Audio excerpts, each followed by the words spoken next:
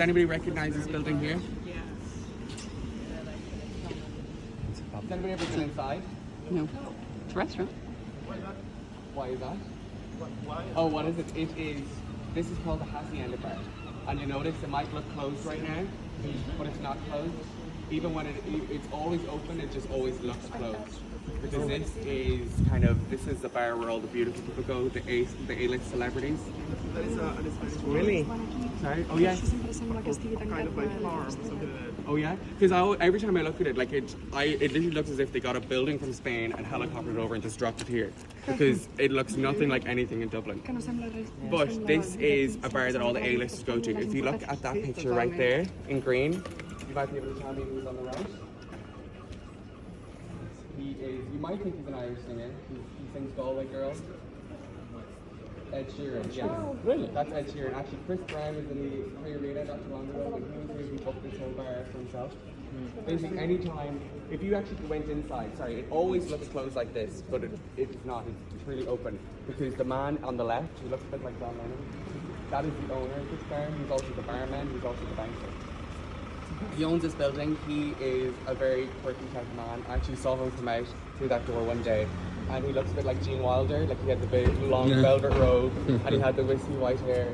He looks like he's literally coming from a different dimension full of smoke as he comes out. But to get in, basically he is the judge, jury, and executioner. He decides who gets in, how long you stay, and when you go. So if you wanted to go in, you have to ring the buzzer, just on the right there at that door, and then the doors cannot open up and it comes up, and he looks you up and down, and you'll say yes, here's how you book it. He's not posh at all. He says what he feels, because this is his world in here. What he says goes, so he's allowed to be as harsh or as lovely as he wants. Jermid, a guy who works with myself, a friend of mine, he actually he does this tour sometimes as well, and he asked Duban one day, he's like, how do I get in? And he said, if you wait there for 3 hours, I'll let you in. Because he has cameras, he will be watching. And actually Jermid did eventually get in one day, and when we were walking down this way, there's a door on the other side of it, and inside there is the smallest smoking area in Dublin. It would fit 2 people semi-comfortably, but Jermid had his picture of 20 people in there, like Tetris all around each other with the cigarettes in their mouth, enjoying their cigarette. Oh my God.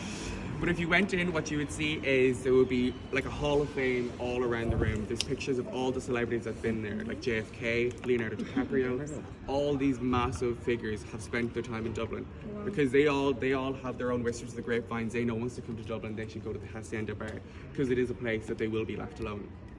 Because just regular people don't get in. I haven't tried because I know if he says no, I will feel so bad. Because I dress to impress.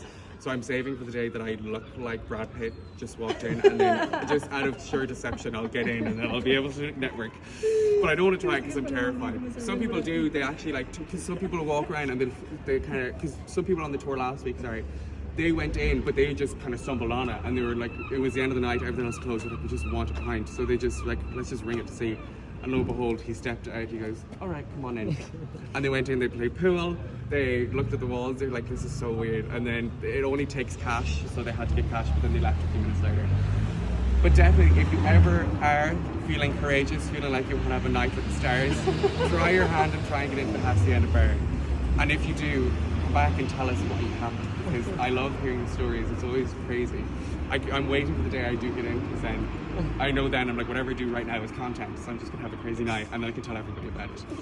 But I love it. Even for years I used to walk by here with my friends before even doing the tours, and I always think like, what is that place? Because I tell you, it always looks like this. It always looks completely closed.